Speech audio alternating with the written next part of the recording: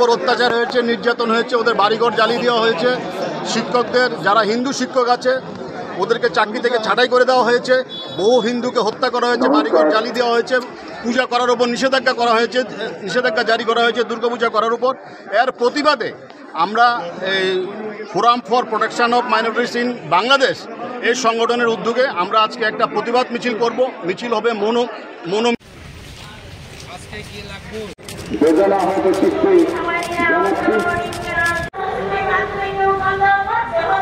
এগিয়ে চলেছে ধীরে ধীরে।